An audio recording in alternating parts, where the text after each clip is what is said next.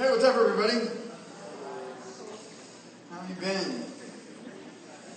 Good, just getting set up here. I usually have a video starting right now, so I have a second to get organized with this. Good, well, we have been talking about a lot of stuff, as usual. Today is no exception, and I want to really challenge our thinking today. I really want to make us put on our thinking caps. I want you to really track with me. We're going to ask some tough questions. And we're going to dig into really, I would say, what would boil down to the two primary philosophies of life. And we need to really understand what each one says and what each one means so that we can put ourselves in one of them. And you're only in one of them. And really it probably supersedes any other philosophy that exists. And we're really going to kind of force ourselves to process today all that it means. And I'm going to open up a little bit of a Pandora's box. Does anybody know what a Pandora's box is? It's a proverbial statement that kind of means it's like if we had a bunch of stuff we shouldn't or don't want to talk about inside of this box, we just want to leave the box closed. That way it doesn't come out of the box and we don't have to talk about it, right? But as soon as we open Pandora's box, meaning everything's in there, whenever we open that and let those topics out, all of a sudden we're confronted with them, right? And so today we're going to open a little bit of a Pandora's box that we're not necessarily going to address for several chapels, but we're going to kind of go there today, all right? And we're going to wrap it up and stay on our central focus for today, which is the word purpose. Now, when I say the word purpose, something probably comes to mind. If I say the word purpose, you probably start thinking of maybe definitions. That's what I thought. I thought, well, what is the definition of purpose? I mean, you ever have those words, you use them, but if you try to define them, you're like, I don't know. I like Jim Gaffigan. How many of you know who Jim Gaffigan is? And it just, for some reason, he's talking about driving in the car, and his little boy's in the back seat, and his little boy points out the window and says, "Stick!" And he looks out and he says, "No, son, that's an antenna." And his little boy says, "What's an antenna?" And his dad says, "It's a big stick." Because he couldn't define it, right?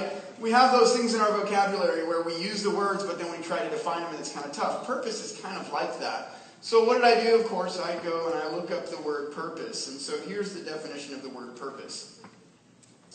The reason for which something is done or created or for which something exists.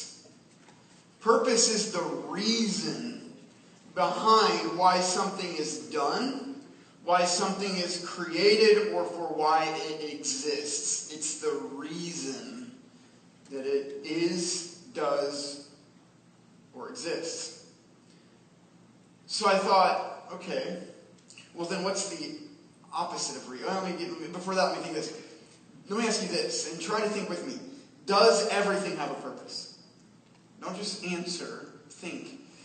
Does everything have a purpose? And when I say everything, I mean everything. Does everything have a purpose? Think of it this way. Try it in your head right now, and your little brother or sister doesn't count. Try to think of something that doesn't have a purpose. Mosquitoes. Do mosquitoes have a purpose? Okay, that might be the one thing that doesn't have a purpose. They do serve a purpose. If nothing else, they're food for birds, right? So they have a purpose. Does something not have a purpose? How many of you like Shark Tank? That's like my favorite show right now. I like record all the old episodes because I've never really watched the show until recently. So I have like years worth of episodes I haven't seen. So it's really fun. We can have like these marathons at my house because my TiVo is like full of Shark Tank episodes. And there's this one couple guys got on there. And they're literally trying to pitch this idea that they've invented.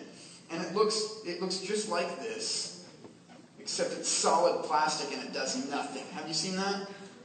Did you see that episode? And they're trying to get these guys to invest in their product, which is it's a fake smartphone. It doesn't even turn on. It's just a square of plastic shaped like a cell phone. And they're trying to get these guys to buy into it. And I was like, okay, maybe that doesn't have a purpose. Because it's useless. But it kind of does. Really, its purpose was to mock our addiction on cell phones. That's kind of why they came up with it. It was kind of a mockery. So it kind of has a social purpose. So even that has a purpose. But I challenge you to think of something. Come find me later and say, Mr. Rutherford, I thought of this, and this doesn't have a purpose. No, it does. I'm sure we can figure out a reason that thing exists or was created. Because I don't think there is anything that exists that doesn't have a purpose. So I thought, well then, if everything has a purpose, then what is the opposite of purpose? So what did I do? I went to thesaurus.com and looked up antonyms for the word purpose. And I was shocked at what I had. What do you think the opposite of purpose is? No purpose. No purpose. Dispurpose. A purpose. Okay, aside from the prefixes added to the word purpose, what do you think is an antonym for the word purpose? Martina, you've got to have something. I know, everybody. Okay. I didn't even think of it. I'm hinging on it. Martina, what is an antonym for the word purpose? Say, I can't hear you, I'm deaf. Useless. Okay. Useless, that's a good antonym. Believe it or not, that word is not on thesaurus.com as an antonym for the word purpose, which shocks me. Because the first word that came to my mind is not on thesaurus.com as an antonym. Here are the antonyms that thesaurus.com offers for the word purpose. And I'm like befuddled. I'm dumbfounded. Okay, here's what they said. Dislike. That was my response. What? That doesn't even... Okay, hate. Right. Hatred. Variation of the word hate. Start. The word start. Like, I'm going to start eating. And I thought, okay, I can see how maybe that's related. But an antonym. Like, I might start eating on purpose because I'm hungry, right? But how is that an antonym for the word purpose? Now, this is probably the #1 resource online for anybody that's looking for synonyms or antonyms, right? And then the last one it offers, and this is it, is beginning. And I'm like, that is so inadequate and awful. This thesaurus.com should be shut down. So I will say, the first word that came to my mind when I thought antonym of the word purpose is the word accident. That's the best I could come up with. And I started questioning myself. And I started thinking, when we're talking about philosophy, when we're talking about theories of existence and life and meaning, we have to carry things to their logical conclusion in order to fully analyze them, right? Like, if you're going to make an argument about something, we want to carry that argument all the way out to its logical conclusion and the farthest end it could take in order to determine if it makes sense. You tracking with me? So let's think about this for a second. If everything has a purpose, if everything came into being, well, let's look at it this way. The two main philosophies, let me present this first. The two main philosophies that really exist today are basically creator or no creator. I mean, we can't boil it down any further than that. God or no God. Accident or purpose. It doesn't get any more deconstructed than that. It really doesn't. So I want you to really focus. This is where we're going to put our thinking caps on. Okay, we're going to follow some logical reasoning, some sequential reasoning in terms of thinking through, does everything have a purpose or not? And I want you to follow with me, and we're getting ready to jack open Pandora's box right here. You ready? Okay, so when we think purpose versus accident, God versus atheism, what's the first thing that comes into your mind when you think accident, atheism? First thing. Big Bang. Who said that? Good. Okay, Brianna, 7th grade. Speaking up. I love it. Excellent. Exactly. That's what I thought, right? Accident. Okay, so there's two schools of thought, really. This is really all that exists for the most part, or variations of these two. God either created everything, or everything exists somehow by accident. There's no other option. Either there is a creator who created things, or there's not. And if there's no creator, there's no control, there's no authority, there's no dominion. So everything, matter as it exists as we know it, had to have been some result of some accident, right? The opposite of the term purpose, as far as I believe. So think about this statement then. If everything came into being accidentally, think about this. This is deep stuff. If your neighbor is sleeping, jack him in the ribs, because this is deep stuff. And you will be different for it. Are you ready? Okay, listen. If everything came into being accidentally, how could anything that came from it have meaning and purpose? Think about that for a second. If everything came into existence accidentally, and here's what evolution teaches, that there was these two particles that were floating around. Okay? And this is not necessarily about evolution. We're just analyzing the philosophy behind it. They run into each other by accident. They somehow accidentally collide, and then an explosion happens, and out of that explosion comes meaning and purpose. Are you tracking with me? Or not. So let's stick with it, because we know that if order comes from chaos, order implies, by deductive reasoning, some sort of purpose, right? Because order has to be purposeful. If you go in your bedroom and your dresser looks like a trash heap, and you're like, oh man, that looks like a trash heap, I'm going to straighten it up. You put things in order, and you probably did it on purpose. Are you tracking with me? So I'm going to organize my dresser, and I did it on purpose, or it could be an accident. Order implies purpose. But we're going to stick with the theory of evolution for just a second to track this down, follow it out to its logical conclusion. Are you ready? So these two particles accidentally collide, and they explode and cause an explosion, and matter accidentally comes out of this accidental explosion. Right? So that's basically what happens. So track with me. I typed these questions down. These are my questions, but I'm reading them because I like how I typed them down, and I want to follow my original train of thought. So ready? Here's the first question. Doesn't evolution say that the Big Bang happened accidentally, first of all? Yes, right? We know that, okay?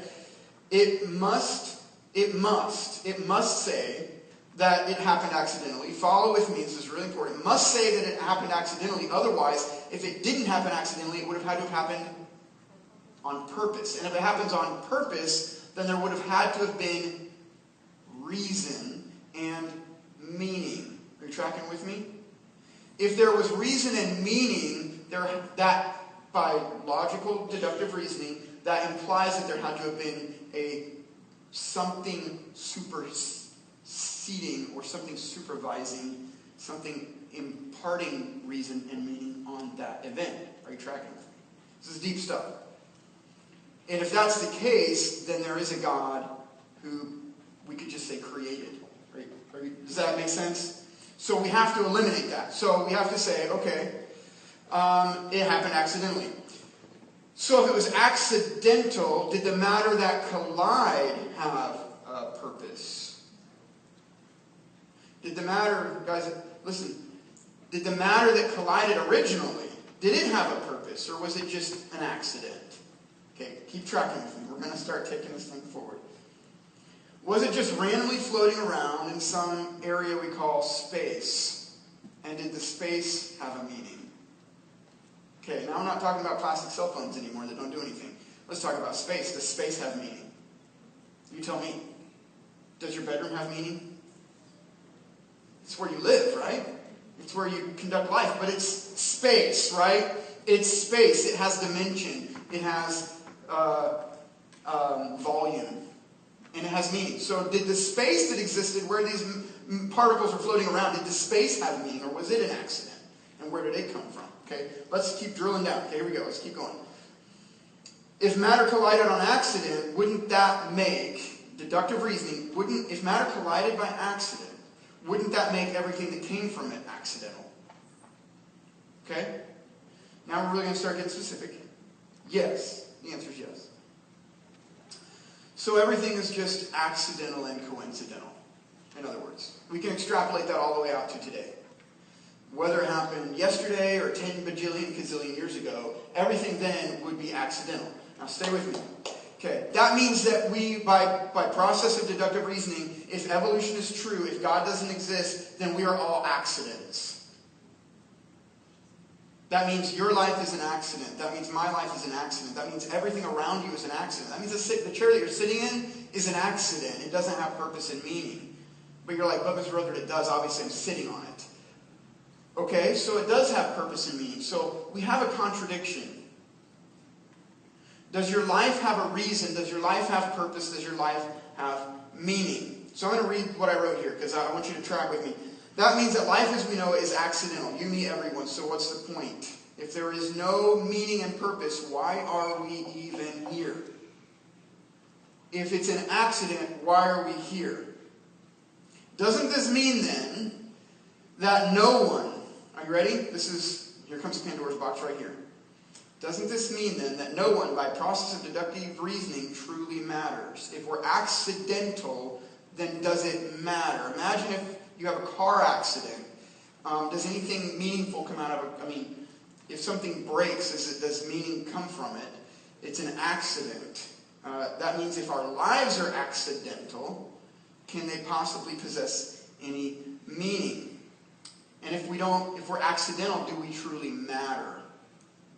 In other words, is there value and is there worth if we are accidents? Okay, here we go. If there is no purpose, then we can logically conclude, follow with me, that morality, right and wrong, is just our imaginations.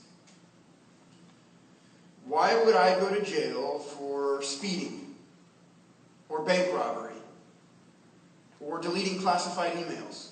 Oh, I just got political. Sorry. I had to throw it in there. Thank you.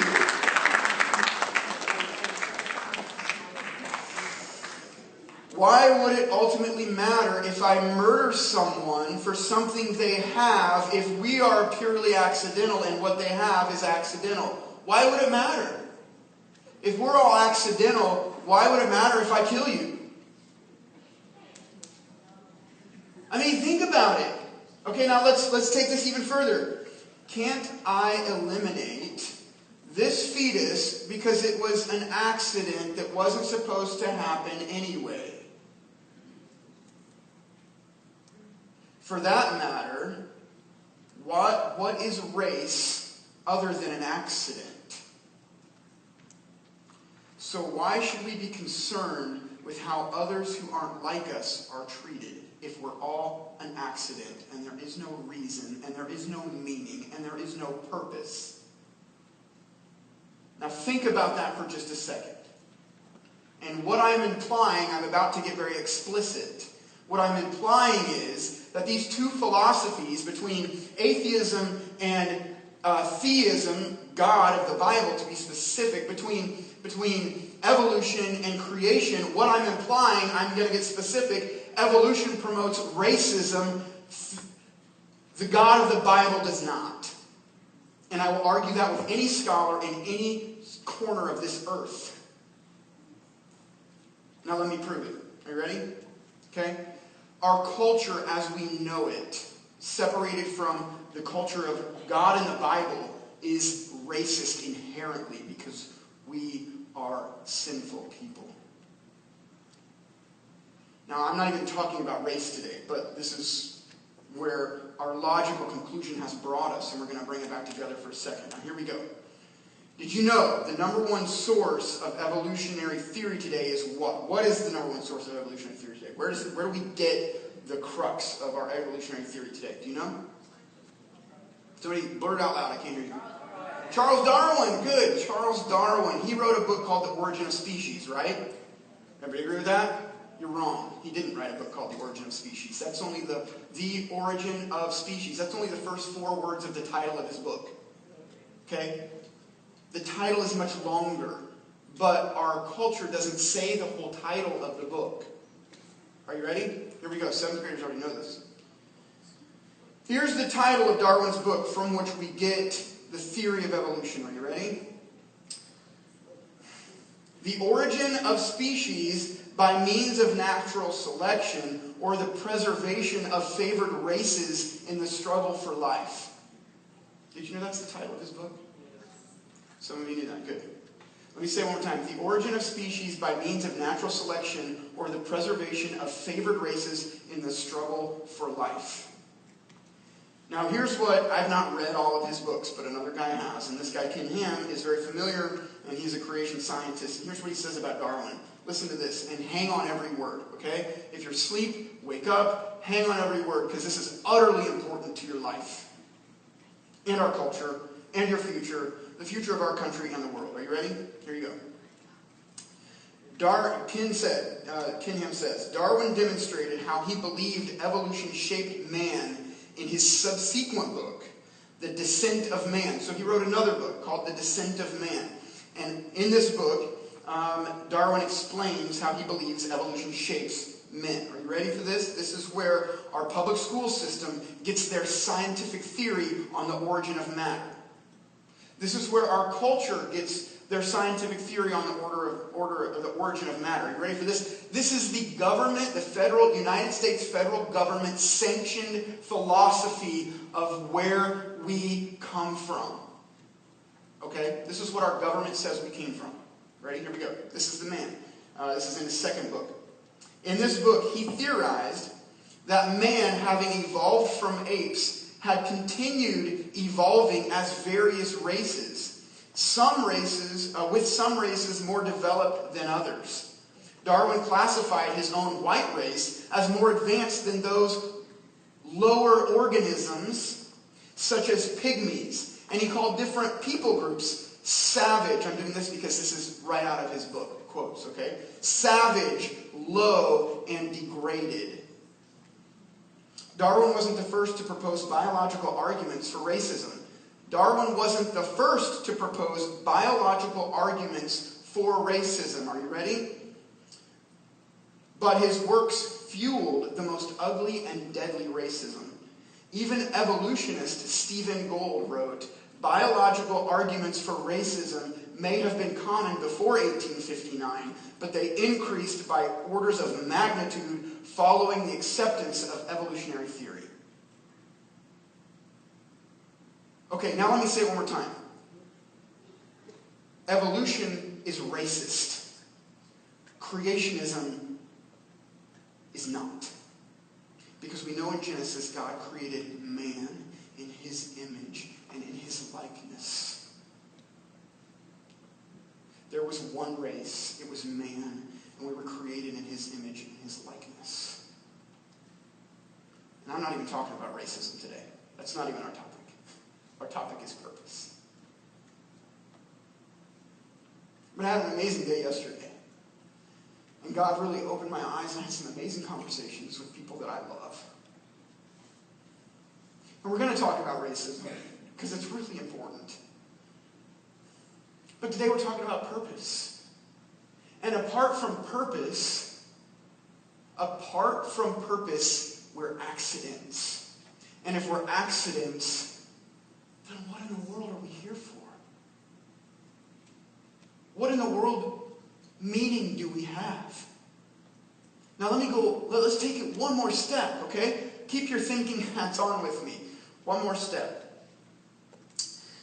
Understand, this theory that I just laid out to you, this theory that was really codified by Charles Darwin, this is what our government says is the acceptable secular reason, purpose for why we exist. Isn't that funny? The reason or purpose we exist is purely accidental. Is that not an oxymoron? Is that contradictory? But listen, if we stay on this camp, remember I said let's follow it to its end. Let's take it all the way to the very, very end of its conclusions. Here we go. It leaves us utterly and completely hopeless. So much so that here is how some atheists, some evolutionists, try to define life and purpose. In other words, they're trying to answer the question, why are we here? Do we have reason? You might recognize this guy. His name's Michael Crichton. Do you know who Michael Crichton is? Some of you are like, yeah, I know Michael Crichton. Okay, he wrote Jurassic Park. Okay? He's the author of Jurassic Park books. Okay? And surprisingly, he's an evolutionist. Isn't that funny? extracted dino DNA. Here's what he says. Human beings, this is depressing actually. Human beings are so destructive. I sometimes think we're a kind of plague that will scrub the earth clean. We destroy things so well that I sometimes think maybe that's our function. Maybe every few eons, some animal comes along that kills the rest of the world, clears the decks, and lets evolutionary proceed to its next phase. It's depressing. There's a guy named Johann Wolfgang von Goethe. Do you know who that is? Yes? Okay. He says the human race is a monotonous affair. Most people spend the greatest part of their time working in order to live, and what little freedom remains so fills them with fear that they seek out any and every means to be rid of it. Hopeful. Douglas Copeland, not exactly sure who all these people are, but a couple of them I do. He says this, you keep waiting for the moral of your life to become obvious, but it never does. Work, work, work. No moral, no plot, no eureka. Just production schedules and days. You might as well be living inside a photocopier. Your lives are all they're ever going to be.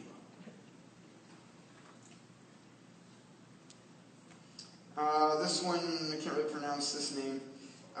Things don't have a purpose. As if the universe were a machine where every part has a useful function. What's the function of a galaxy? I don't know if our life has a purpose, and I don't see that it matters.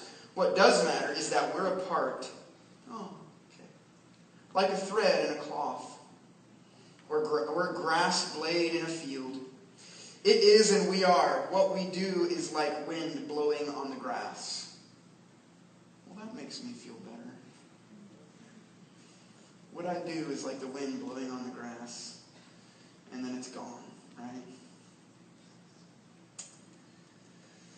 Fortunately, that's this side, the side of evolution and atheism.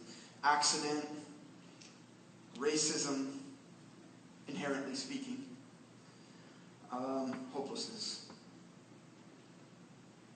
Fortunately, though, God revealed himself to us in the Bible. Fortunately, as we looked, God is omniscient. He's omnipotent. And a guy that I respect very much, a guy named William Lane Craig, fantastic Christian philosopher, he said this. Listen to this. It's kind of our segue here today. He said this. If there is no God, he's a Christian. He's not saying there is no God. He's saying if there is no God. He's kind of making an argument here. If there is no God, then man and the universe are doomed. Like prisoners condemned to death, we await our unavoidable execution. There is no God and there is no immorality. And what is the consequence of this? It means that life itself is absurd. It means that the life we have is without ultimate significance, value, or purpose. If there is no God, then everything is accidental and everything is absurd. And we're just serious, we're just awaiting our final execution. And if that's the case, then really it makes no difference to me if I steal from you. Because you have something that I want. It's all accidental. You tracking with me? Following me? Fortunately, that's not the case. The opposite of evolution is creationism. If creation has a purpose, then everything has meaning. All of the sudden, if everything has meaning and creation exists because a creator put it there with a purpose, then check this out, then life has value. If God created us in his image with a purpose and with a meaning, then every life matters. That means the person that doesn't look like you matters. That means the person that is unborn matters. That means the elderly matter. That means the person who's breathing but on life support matters. That means the person who has cancer matters. Now let me take it really, and drill you right between the eyes. Are you ready? That means that you matter. It means that you matter. It means that you have worth. It means that you have value. Not only that, you are loved. You are the object of God's favor through Jesus Christ, who he sacrificed so that you can know him. But your purpose is not for you. And here's a very important distinction, and this is where we're going to wind up today. Your purpose is not for you. You have purpose. You have value. You have meaning. But your purpose is not about you. We're going to talk about that in just a second.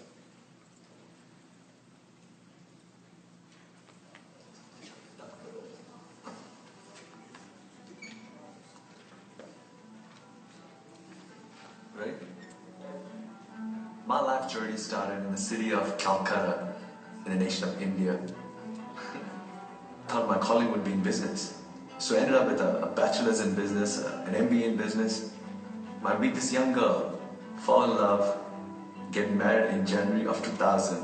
And in February of 2001, I pack up my bags and leave Calcutta, India for a new life in America.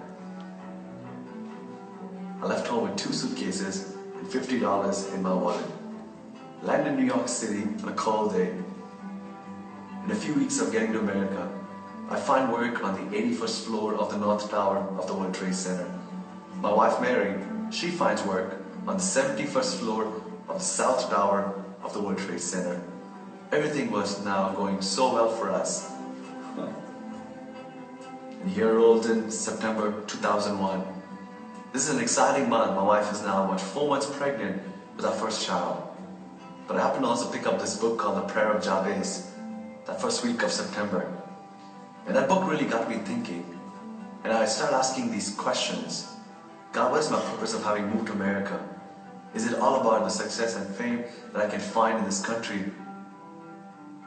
Or is there something more?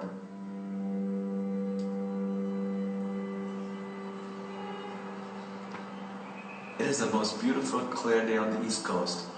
I'm on the 81st floor of the North Tower.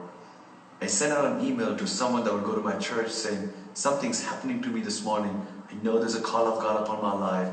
I've just been chasing stuff in America. I want to be used of God. It's 8:05 in the morning, and I hit the send button on my email. I'm standing by this fax machine, trying to send some documents out to our office in Philadelphia. And I hear this incredible explosion.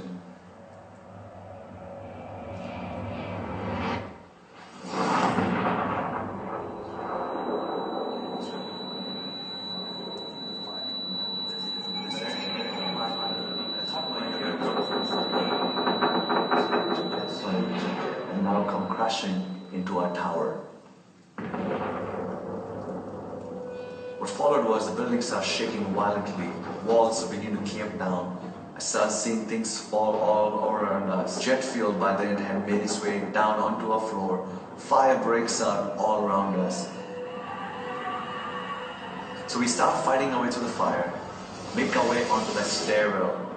Thousands of people now joining us onto that stairwell. The fear of death written on the face of everyone. We hear the explosion. This is the second plane crashing into the second tower. I'm trying to reach my wife. I'm trying to reach her through my cell phone. I borrow the phones of all the people that are with me, but cell phones just wouldn't work. And I'm saying, God, if this building is going to go down with us, I'm never going to see my wife again. I'm never going to see the child she's carrying. I get to this level which is called a plaza. But now this place of life, this place of just exuberance where life would be celebrated, has now been turned into a place of death, a place of destruction, as I see hundreds of bodies of people that jumped out of the buildings, people who were in those planes. I start walking towards the South Tower. I had no idea about what was about to happen. 15, 20 feet away from this building, when I suddenly realized that the ground that I'm standing on, the ground around me is shaking. I felt like I was being sucked into some kind of vacuum that was being created around me. I hear another incredible roar. Thought it was a bomb, but this is not a bomb. The building at approach, the South Tower, was finally imploding and going down.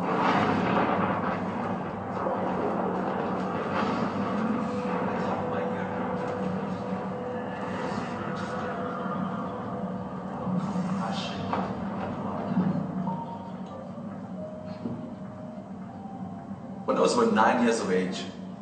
I watched my only sister die to leukemia, and it did not make sense to me.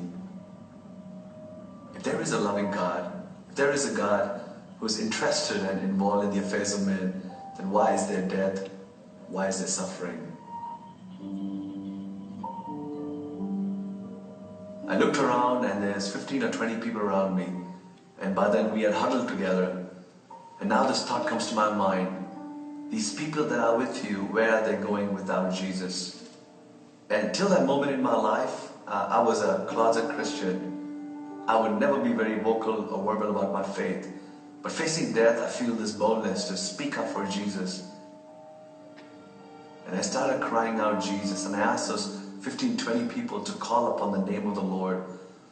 The most incredible thing happens. Not one tried to argue with me or debate with me. But as I started calling upon the name of the Lord, they followed in unison. And I could hear these people cry Jesus with me for a few minutes. After about 20 minutes, I'm surprised that I'm still alive. I'm plastered with soot and glass. I could not breathe. The soot and the ash was getting into my lungs. I decided to crawl, feel my way back to that place where I had prayed with those people, to only realize that these people who had just prayed with me, they did not make it out alive. Their bodies were smashed and crushed.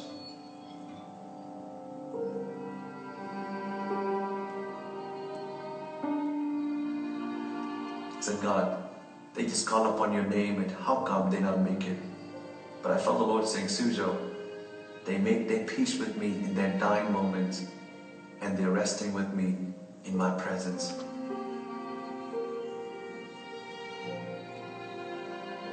And now something amazing happens. A red light begins to flash to the soot and to the smoke. The light now leads us out of the pit, and I'm trying to run out of ground zero, when suddenly another road, I turn back, and this is the North Tower collapsing. I'm out of the debris. By now the towers have collapsed, both of them have collapsed. Dust, smoke, ash, balls of fire rising out of ground zero. And I'm sitting right in the middle of one of the streets of New York City, wondering, God, why did you spare my life? For sure my wife is dead. I had now given up hope about my pregnant wife.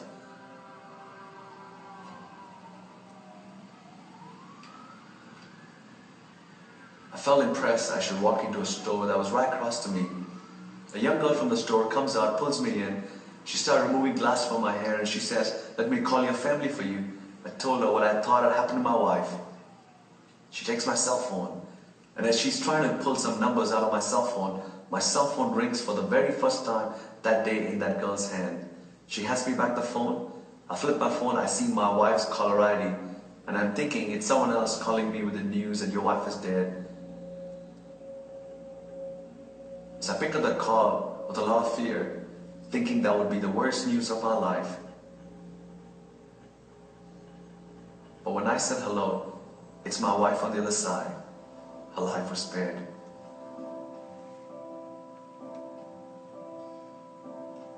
She tells me what happened to her. She wanted to go to work early that day, but that morning she was late to work. And now we meet each other late that day.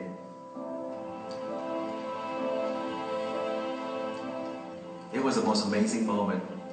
From just sheer fear that each of us thought the other was dead, now finally reunited.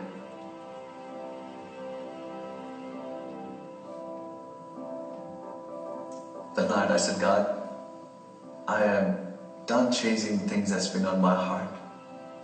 I've been chasing success, fame, financial security.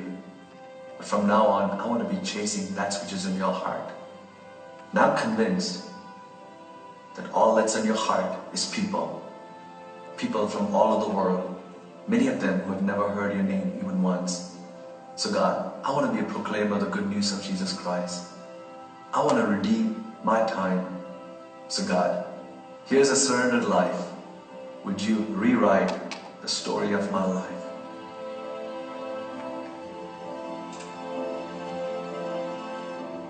My name is Sujo John, and I am second. Fascinating story. So what does that all have to do with what we're talking about today? Let's tie it all together, especially what we talked about in the past couple chapels.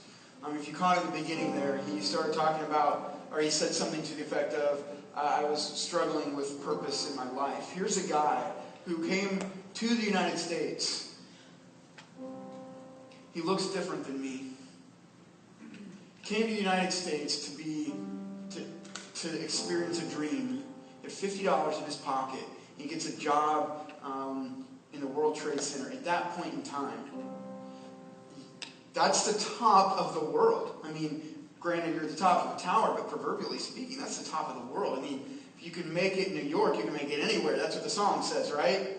He had everything before him, and he was on his way to living life for himself. And he began to struggle with purpose. And then God got a hold of him in a very amazing way.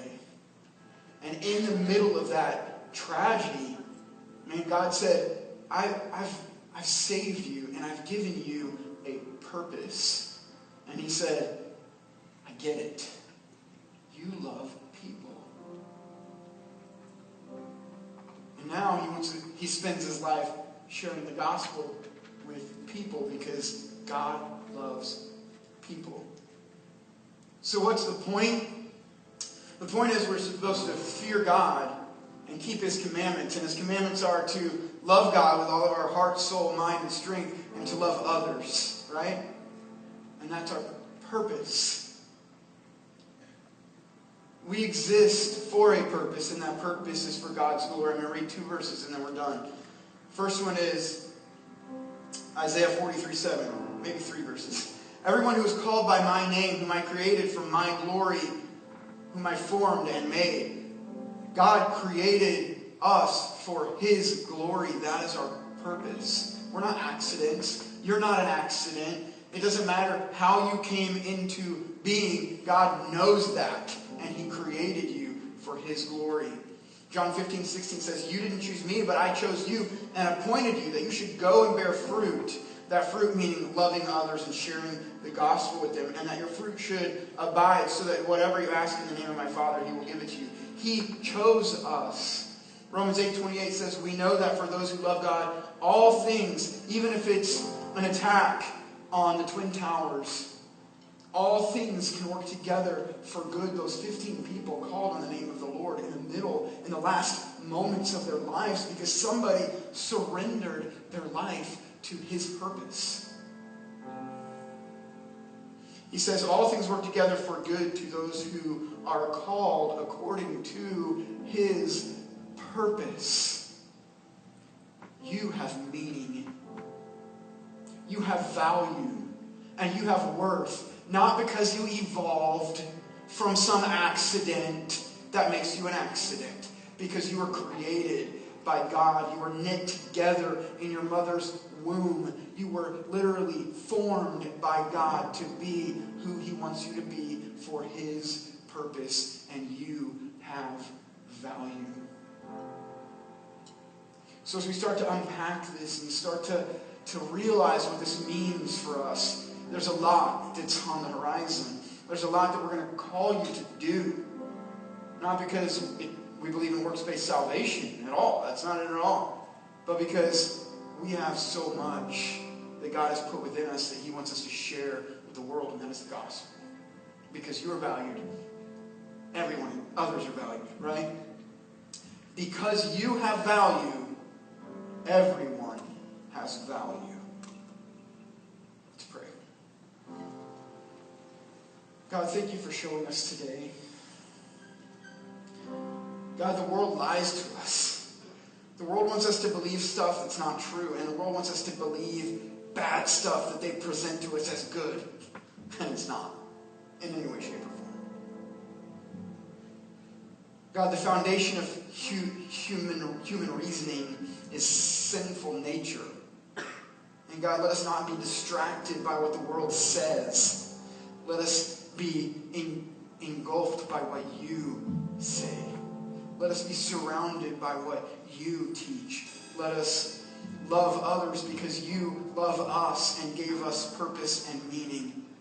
Don't let us be swayed and tossed to and fro by every wind of doctrine and human cunning. But God, let us be captured by your grace. God, I pray today that you would just let this truth that you shared with us today, just a simple truth, that we have meaning in you and you alone. Let that, God, just permeate our DNA. Let that permeate who we are. Let that permeate who you have called us to be. And let that permeate our future and our decisions, our choices, our likes, our dislikes, our desires. God, let that become who we are in every way. In Jesus' name.